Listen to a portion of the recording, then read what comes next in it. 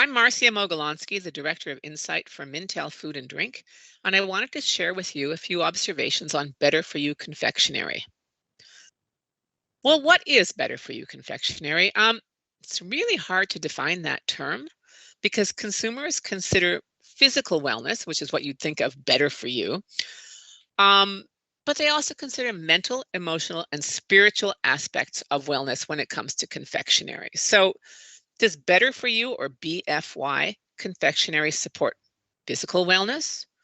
Or do we have to look beyond candy for physical wellness and consider the realm of mental, emotional, or spiritual wellness as well? Let's take a look. You know what it is? It's the you in better for you that we have to consider. Consumers are customizing their diets to suit their lifestyles. We know many people are following a plant-based diet at least some of the time. Others are cutting out sugar. Others are adding functional ingredients. They're doing everything they can to make their physical wellness better. But others are thinking of a different better for you, one that focuses on mental and spiritual well being. And candy ties into that. Sugar and chocolate confectionery tie into the physical well being, but also mental and spiritual well being. There are some touch points in confectionery I wanted to touch on that have great pertinence to BFY. The first one is the war on sugar, which is a battle that's being fought for years and years. Everyone says sugar's good, sugar's bad, let's pass them laws.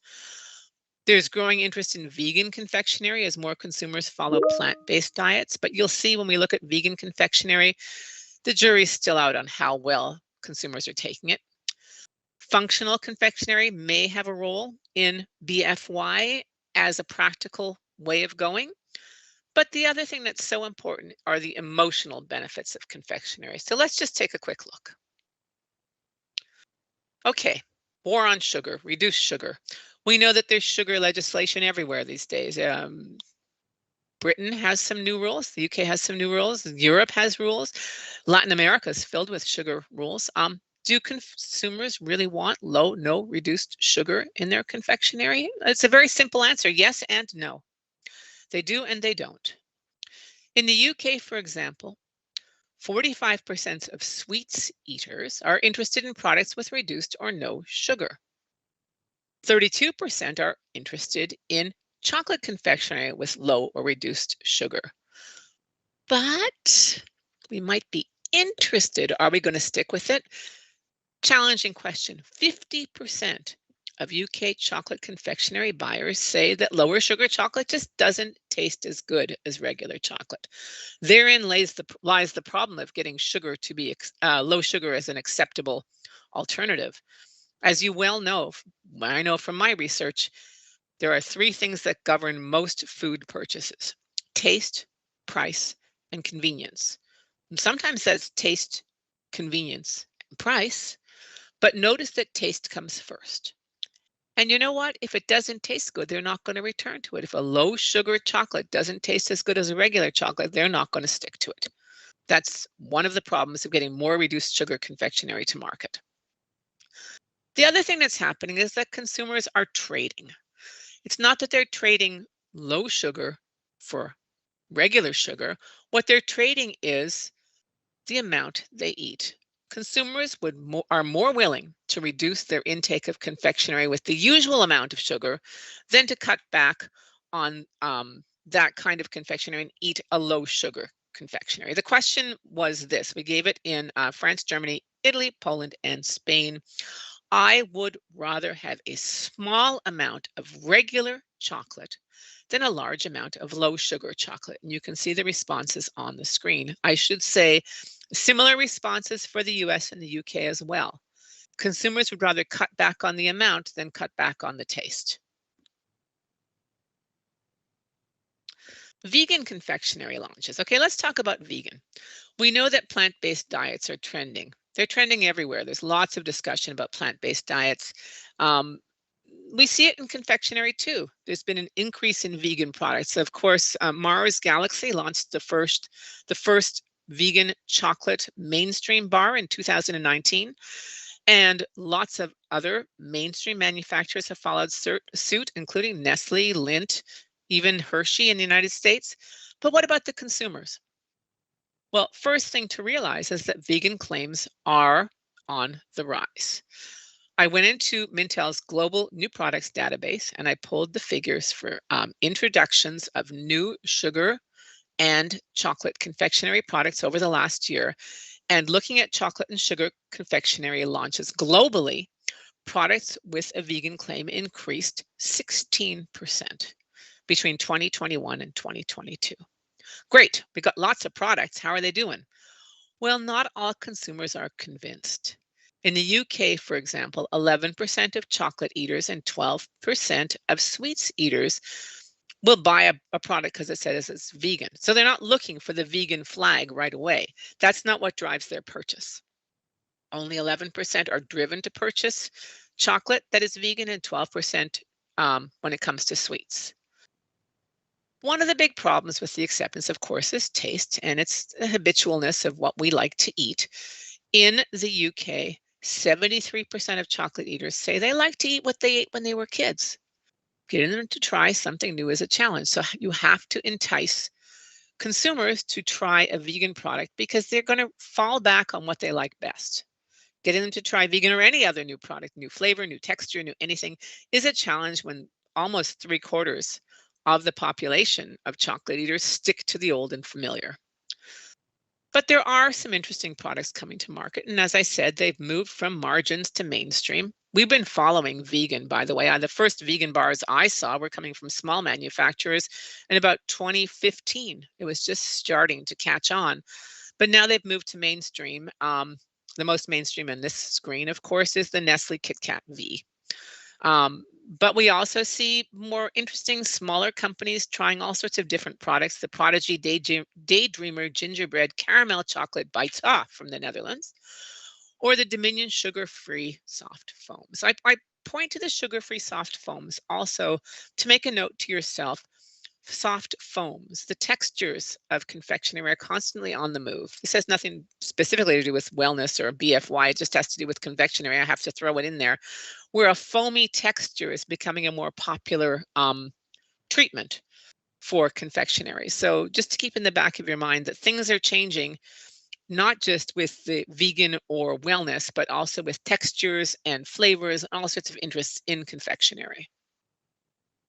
Now, what about functional confectionery? Well, this is a tough one. This is one of my favorite bugaboos that we've all become epidemiologists since the pandemic.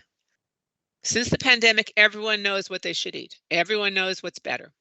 They know how to take care of their health better. We know how to take care of our health better. In the UK, for example, 42% of consumers agree they would ideally like their diet to support their immunity.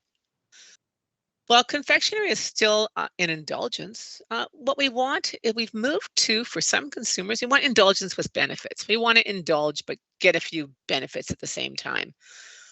Again, it's a tough sell though. In the UK, only 12% of chocolate eaters are prompted to buy or are interested in chocolate with functional benefits.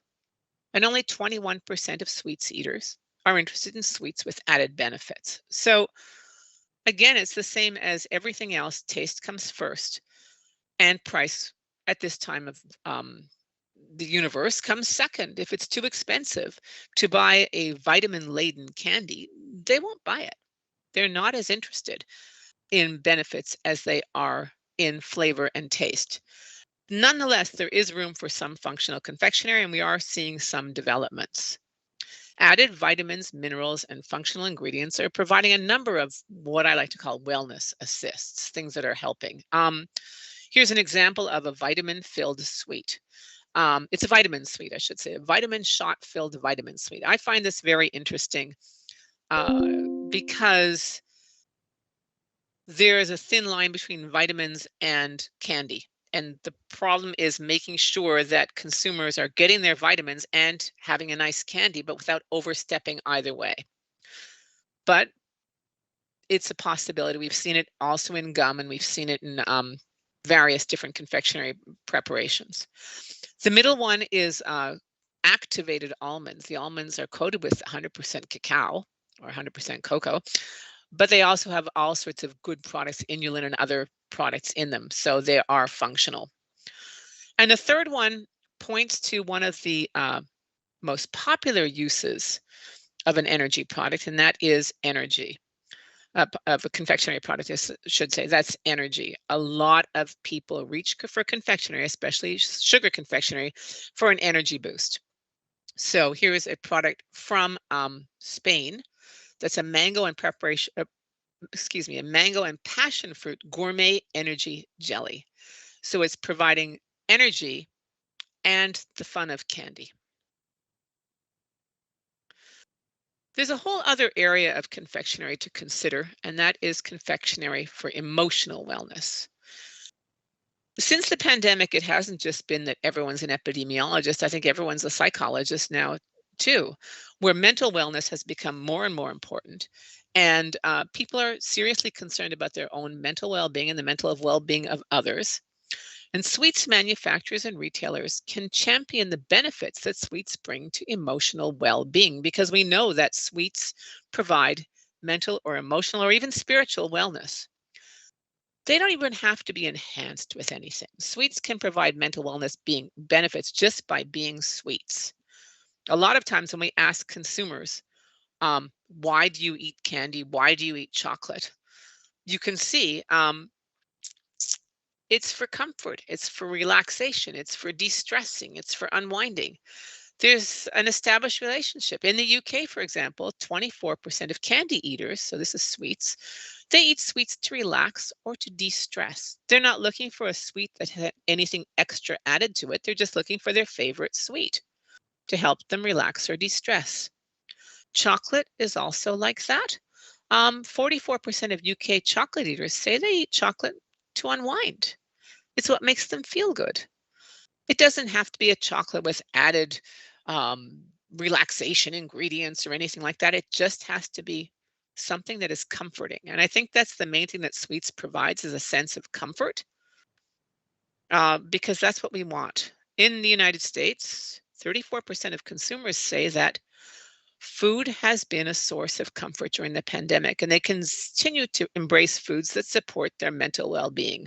How does that translate to confectionery? As I said before, people like the products they liked when they were young. They like the nostalgia factor. They like the emotional well-being factor. It's providing them with a sense of stability in a very unstable time. So that is how sweets add to mental wellness. So what sweets do? What do confectionery and sweets do when it comes to better for you? A lot of things. Trends in better for you confectionery and snacks include a range of solutions for a long list of needs. Sometimes the solution takes the form of ingredient or formulation changes. We've added some physical wellness benefits like a vitamin or a mineral or fiber or energy or some such thing as that. But other instances, the better for you attribute can be indicated by the product's inherent benefit as a mental wellness booster. And that just shows how the better for you universe is a lot wider than we may have suspected. It's more than just one thing. It's a long range of things as consumers make better for you a focus on them. What is better for them? So that's what I wanted to share with you. And thank you very much for your attention.